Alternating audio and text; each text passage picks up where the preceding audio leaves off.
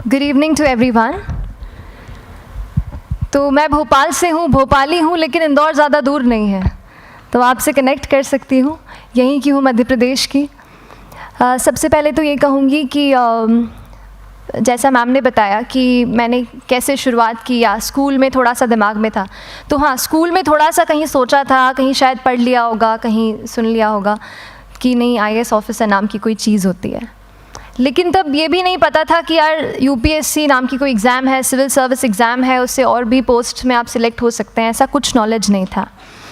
जब मैं अपने कॉलेज लेवल में आई, जब कॉलेज में एडमिशन लिया, मैंने भोपाल से ही एक प्राइवेट इंजीनियरिंग कॉलेज से केमिकल इंजीनियरिंग किया है।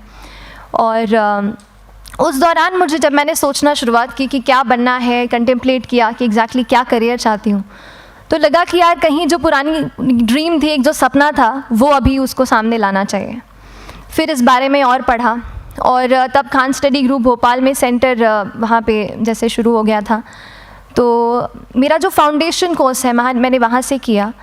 और इस एग्ज़ाम के बारे में जो चीज़ें मुझे 1-2 साल में समझ में आई हैं, वो कुछ चीज़ें मैं आपसे शेयर करना चाहती हूँ। सबसे पहली चीज़ जो पहले जय और रचना हम दोनों बोल चुके हैं कि कंसिस्टेंसी। आप अगर दिन में, कई बार हमसे सवाल पूछते हैं कि आप कितने घंटे पढ़ाई करते हैं, तो देखिए घंटे मैटर नहीं करते। कोई 17-18 घंटे हमें नहीं पढ़ना है, इतना हम पढ़ भी नहीं सकते। एक दिन पढ़ सकते हैं, दूसरे दिन नहीं पढ़ पाएंगे। 5 से 6 घंटे ही आपको देने हैं या उतने निकालने हैं, पर वो जो वक्त आप अपनी पढ़ाई को देते हो, वो कंसिस्टेंटली आपको रोज़ उतना ही अपने पढ़ाई को देना है। Consistency is the key, that is the first and the most important thing जो आपको ध्यान में रखनी है।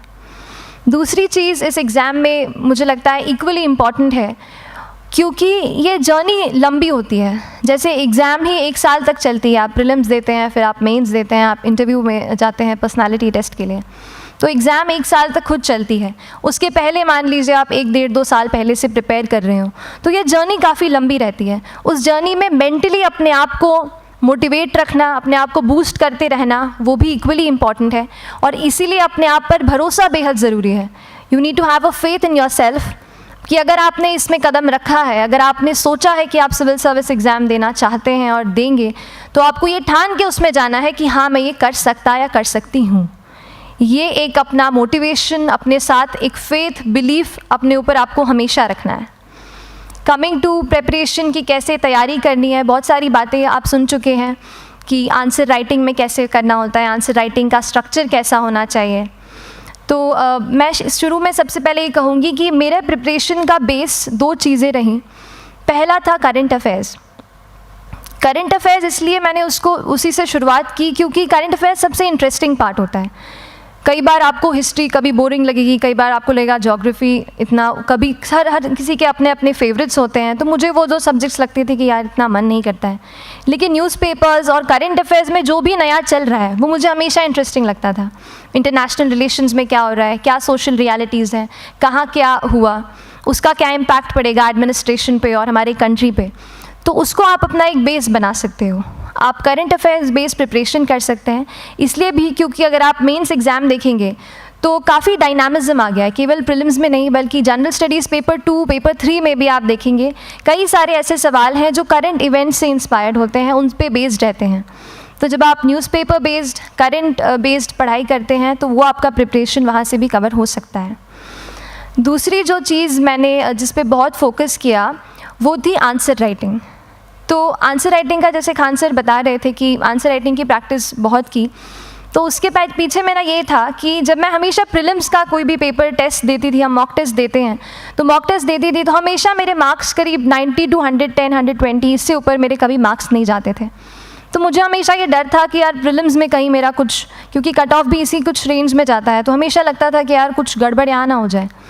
लेकिन जब मैंने आंसर राइटिंग की और मेंस एग्ज़ाम के बारे में जाना, तब मुझे लगा कि आंसर राइटिंग एक ऐसी चीज़ है, मेंस एक ऐसा फेज़ है सिविल सर्विस एग्ज़ाम का जहाँ पे आप अच्छे से तैयारी कर सकते हैं। And if you have written the answers, if you know कि you have covered the points well, if you have included उसमें कुछ आपने facts, international reports, government schemes, आपने कुछ ऐसे उसमें सॉल्व भी डाला है, तो जो रिज़ल्ट आएगा वो सेटिस्फैक्ट्री ही आएगा, अच्छा ही आएगा। तो मेंस एक ऐसा पार्ट है जिस पे आप काफ़ी बैंक ऑन कर सकते हो। मैं जब पर्सनालिटी टेस्ट भी मैंने दिया तो इस बार भी आप नंबर्स देखेंगे तो आसपास की रैंक के हिसाब से मेरे नंबर्स उसमें कम हैं, लेकिन it is just the general studies and the answer writing part, जो मेंस के जो वो है मार्क्स हैं या मेंस का जो एक फैक्टर रहा, वो मेरे लिए सबसे ज़्यादा इंपॉर्टेंट डिसाइडिंग फैक्टर रहा है। तो अपना एक्सपीरियंस यही बताऊंगी कि आंसर राइटिंग पे आप विशेष फोकस कीजिए। जैसा स्ट्रक्चर आपको बता ही चुके हैं कि इंट्रोडक्शन में कैसे आपको शॉर्ट रखना है, बॉडी एंड देन कंक्लूजन, उसमें छोटी चीज़ जैसे मैं अभी मेंशन कर रही थी, आप एक इंश्योर कीजिए कि देखिए जो भी एग्जामिनर आपकी कॉपी चेक कर रहे हैं वो दिन में 10, 15, 20 कॉपीज़ चेक कर रहे हैं, तो उन सब से आपको अलग कैसे आप अपनी कॉपी दिखा सकते हो, ये चीज़ आपका प्रेजेंटेशन और आप जिस तरीके से आंसर लिखते हो कंटेंट को, वो मैटर करेगा। आप इंश्योर कर सकते हैं कि आपके आंसर में कुछ फैक्ट्स, गवर्नमेंट की स्कीम्स, कुछ कमिटीज़ बैठती हैं, जैसे एक प्रिवेसी पे जस्टिस BN श्रीकृष्णा कमेटी की रिपोर्ट आई है, तो आप मान लीजिए आपको कोई प्रिवेसी पे सवाल आ गया तो आपने उन कमेटी का नाम कोट कर दिया। ऐसे बहुत सारी कमिटीज़ होती हैं। कुछ इंटरनेशनल रिपोर्ट्स आते हैं, वो आप उनको इनके बारे में लिख सकते हैं। इंडिया का मैप आप बना सकते हैं। मैंने सीख लिया था कि 10-15 सेकेंड्स में कैसे जल्दी से मैप बनाना है और उस पर कैसे पॉइंट कुछ करना है, कुछ लोकेट करना है। तो ये कुछ ऐसी चीज़ें हैं जो आपके आंसर्स को एनरिच करेंगी और प्रेजेंटेबल बनाएंगी। तो इस तरीके से आंसर्स पे जैसे हम क्लास करते हैं, लेकिन उसके साथ साथ आपको ये कोशिश करनी है कि 1 से 2 आंसर पर डे आपको ज़रूर लिखने ही लिखने हैं, apart from the test series that you are doing. Answer writing से 2-3 चीज़ें होती हैं, ना केवल हमारी एक लिखने का हमें समझ आता है हम क्या लिखते हैं कैसा है, पर हमारा कॉम्प्रिहेंशन भी इम्प्रूव होता है। हमें कितना समझ में आया वो भी हमें खुद समझ आता है जब हम आंसर्स लिखते हैं। और इसीलिए आंसर राइटिंग पे आप फोकस कीजिए, 1 से 2 आंसर ज़रूर लिखिए। और आंसर राइटिंग के बाद the third pillar of my preparation जो काफ़ी इंपॉर्टेंट जिसने रोल प्ले किया, that was tests and test series and मॉक्स।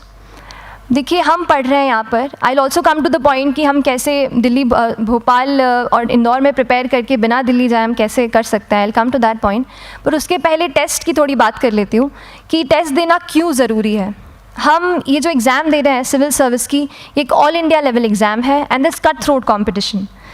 तो उसके लिए आप केवल पढ़ते रहें, सारी बुक्स, मटेरियल्स, स्टैंडर्ड ये करंट का सब पढ़ लें, लेकिन अगर आप ये नहीं जज कर पाए कि आपका क्या लेवल है at an all India level, तो चीज़ें समझ में आप नहीं, मतलब आप आगे नहीं बढ़ पाएंगे या सही डायरेक्शन नहीं पकड़ पाएंगे।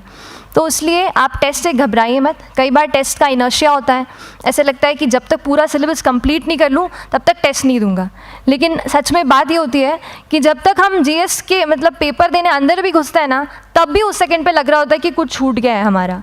तो ये चीज़ होगी ही, इसीलिए ये मैं कभी मत सोचिए कि जब तक पूरा सिलेबस नहीं कर लूँ टेस्ट नहीं दूंगा। जैसे आपका एक थोड़ा बेस बन जाता है प्रिपरेशन का, आप टेस्ट दीजिए, चाहे वो प्रीलिम्स का MCQ का टेस्ट हो या मेंस का राइटिंग स्किल की प्रैक्टिस हो, टेस्ट पे आप फोकस कीजिए। उसके बाद टेस्ट केवल देने के लिए नहीं देना है, उसको एनालाइज भी अच्छे से करना है।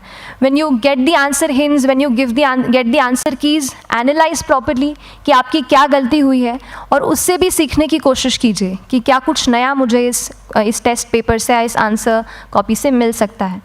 तो इस तरह से टेस्ट पे भी आप फोकस कीजिए। And I will come lastly to the point कि जब मैंने प्रिपरेशन शुरू की थी अपने कॉलेज के 2nd ईयर 3rd ईयर आते आते, तो मन में बहुत सारे फियर्स थे। मैं भी एक नॉर्मल फैमिली से हूँ, मेरे फैमिली में किसी ने आज तक सिविल सर्विस का पेपर भी नहीं लिखा था, तो मन में बहुत सारे फियर्स थे, डाउट्स थे, क्या होगा, कैसे होगा। तो हो सकता है आपके मन में भी ऐसा हो। और हम जैसे यहाँ रहते हैं, हम सोचते हैं कि दिल्ली जाना तो सबसे ज़रूरी है, उसके बिना तो ये एग्ज़ाम हो ही नहीं सकती। तो उस पर मैं एक चीज़ बताना चाहूँगी कि जैसे KSG जैसे इंस्टीट्यूट हैं, जो फैकल्टी भी हमें वही मिलती है जो दिल्ली में पढ़ा रहे हैं, तो ये एक बहुत पॉजिटिव पॉइंट है कि क्वालिटी का कोई दिक्कत नहीं आएगी। बस एक चीज़ है, आप ज्वाइन करते हैं class, that will only provide you a direction. वो आपका रास्ता दिखा सकते हैं आपको कि इस रास्ते पर आपको चलना है, लेकिन चलना उस रास्ते पे आपको खुद है। You have to work on your own. कभी ये मत सोचिए कि मैं वहाँ नहीं जा पा रहा हूँ तो नहीं हो सकता, यहाँ है, तो हम एक्सक्यूज़ेस बनाते हैं। कई बार चैलेंजेस आते हैं। तो मैंने कॉलेज के साथ प्रिपरेशन की, तो उसमें भी काफ़ी दिक्कत आती थी। कभी कभार कॉलेज की एग्ज़ाम होती थी तो इसमें मैं अपना उतना वक्त नहीं दे पाती थी। तो उस मोमेंट पे फिर प्लानिंग ने मुझे बहुत हेल्प किया कि हम किस तरीके से अपने कॉलेज के एग्ज़ाम के लिए प्लान कर लें। जैसे मैंने इंजीनियरिंग की है और मुझे पता है कि हम इंजीनियर्स 1 महीने से ज़्यादा पहले से पढ़ते नहीं हैं। पढ़ते हैं क्या? तो वो चीज़ आप ध्यान रख सकते हो, उसको अपना स्ट्रॉन्ग पॉइंट बना सकते हो। 1 से 1.5 महीना जब exam is approaching, I used to plan my entire syllabus का प्रिंट आउट निकाल के I used to make my notes, उस तरीके से उसको मैं उसको संभाल लेती थी। तो whenever you are managing those things together, focus on planning, किस तरीके से आप एक माइक्रो प्लान बनाएं, अपना डेली एक प्लान बनाएं, वीकली टारगेट सेट करें और एक ब्रॉड विजन दिमाग में रखें कि ब्रॉडली आप मंथ्स में क्या कवर करने वाले हैं। अगर आप प्लानिंग अच्छे से करते हैं तो ज़्यादातर पोर्शन आपका वहीं से कवर हो जाता है, और जब आप टारगेट्स बनाते हैं, उनको टिक करते हैं, तो एक सेंस ऑफ कंप्लीशन भी आपको मिलता है कि yes I am on the right path और मैं सही जा रहा हूँ या जा रही हूँ। तो इस तरीके से प्लानिंग पे भी इक्वली फोकस कीजिए। एंड बस यही सिंगल बिगेस्ट मैसेज मेरी तरफ से यही रहेगा कि आपने अगर ठान लिया है, अगर आप सोचते हैं कि आप ये एग्ज़ाम क्रैक कर सकते हैं, तो आपको रोकने वाला और कोई नहीं, आप खुद ही हो सकते हैं। तो खुद आप अपनी रुकावट कभी मत बनिए, एक्सक्यूज़ेस मत बनाइए। ऑब्स्टिकल ज़रूर आएंगे, उन्हें आपको चैलेंज करना है। Challenges are meant to be challenged. तो सही तरीके से अपने ऑब्स्टिकल्स को हैंडल कीजिए, और इस एग्ज़ाम में अगर आप सही स्ट्रैटेजी रखते हैं तो आप अपने एक अटेम्प्ट में